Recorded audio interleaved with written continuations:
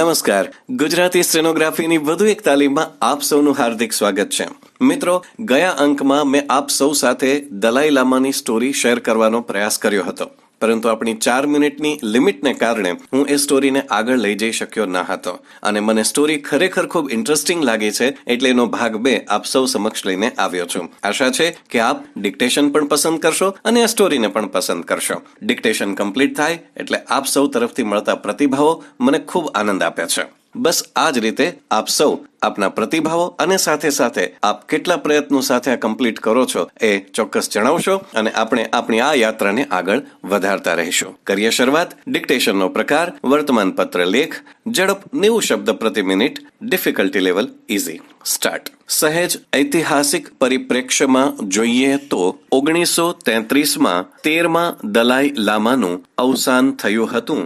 ત્યારે 14મા અને નવા દલાઈ લામાની ખોજ શરૂ થઈ. ત્યારે એવા સંકેતો પ્રાપ્ત થયા હતા કે મૃત દલાઈ લામાનું શરીર દક્ષિણ દિશાથી વળીને થોડા દિવસ બાદ પૂર્વ દિશા તરફ જતું રહ્યું હતું અને જે દિશામાં શબ ગયું ત્યાં અજીબ પ્રકારના વાદળો દેખાયા અને એ મહેલના થાંભલા પર એક આગવી પરંતુ તારાના આકારની ફૂગ ઉગી હતી. સ્ટોપ. આ સંકેતોને આધારે નવા દલાઈ લામાની શોધ કરતા અભિયાનના અધ્યક્ષે ધ્યાન અને પૂજા બાદ પવિત્ર જીલમાં ક અને મ આકારના અક્ષરોની આકૃતિઓ, સોનેરી છતવાળો એક મઠ અને ઘેરા રંગની છતવાળું એક મકાન જોયું અને ત્યારબાદ ઉત્તરાધિકારીને શોધવાનું અભિયાન આરંભાયું. સ્ટોપ. એક કિસાન પરિવારને ત્યાં આ પ્રતિનિધિ મંડળને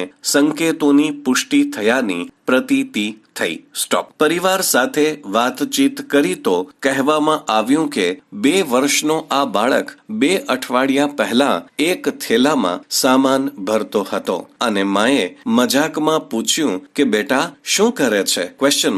તો આ બાળકે પોતાની કાલી ઘેલી ભાષામાં કહ્યું કે હું લાસાની યાત્રાની તૈયારી કરું છું. સ્ટોપ. માતાએ ત્યારે એ વાતને મજાકમાં લીધી હતી, પરંતુ જ્યારે પ્રતિનિધિ મંડળે આવીને પૃચ્છા કરી ત્યારે સભ્યોને પોતાની વાતનો તાળો મળતો જણાયો. સ્ટોપ. અલબત્ત, પરંપરાગત તિબેટી પ્રણાલિકા અનુસાર પુનઃ અવતાર પામેલા દલાઈ લામાની કસોટી કરાઈ અને બાળકને એક આસન પર બેસાડીને તેની સામે 13મા દલાઈ લામાની કેટલીક ચુનંદા વસ્તુઓ મૂકવામાં આવી, જેમ કે જૂના ચશ્મા, ડમરૂ, ઘંટડી વગેરે વગેરે. બાળકે એક એક કરીને તમામ વસ્તુઓ જોઈ અને કહ્યું કે આ મારું છે અને જાણે પોતે મોટો સાધક હોય એમ તમામ વસ્તુઓનો બખૂબી પૂર્વક ઉપયોગ કર્યો. ત્યારબાદ પ્રતિનિધિ મંડળે આ બાળકની સમક્ષ કેટલાક ધર્મદંડો મૂક્યા, જે પૈકી બાળકે એક દંડ પકડ્યો અને ઘુમાવીને દૂર ફેંક્યો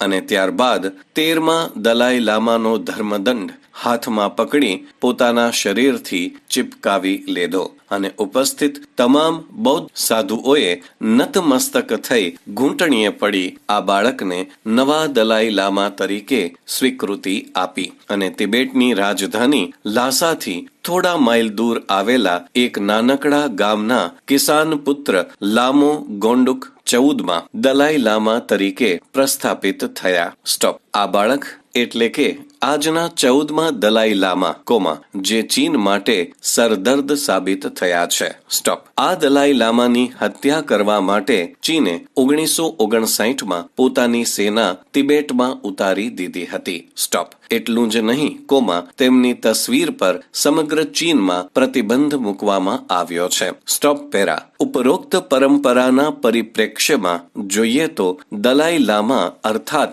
જ્ઞાનના સમંદર અર્થાત સર્વ વિદ્યમાન અને કરુણાના સ્વરૂપ સમાન મનાતા દલાઈ લામાને સમગ્ર વિશ્વ ખૂબ જ આદર આપે છે, પરંતુ ચીનની વિદેશ નીતિ અનુસાર દલાઈ લામા અને તેમના અનુયાયીઓ અલગાવવાદીઓ છે. સ્ટોપ. જે ચીનની સામે બળવો કરી રહ્યા છે. સ્ટોપ. ટૂંકમાં ચીન નથી ઈચ્છતું કે દલાઈ લામાનો નવો ઉત્તરાધિકારી ચીન વિરોધી હોય અને માટે નવા દલાઈ લામા તરીકે પોતાની કઠપૂતળી સમાન અને કહ્યાગ્રા બાળકને દલાઈ લામા તરીકે પ્રસ્થાપિત કરવા ઈચ્છે છે. સ્ટોપ. અલબત્ત દલાઈ લામાના અનુયાયીઓને આ વાત મંજૂર નથી. Stop complete.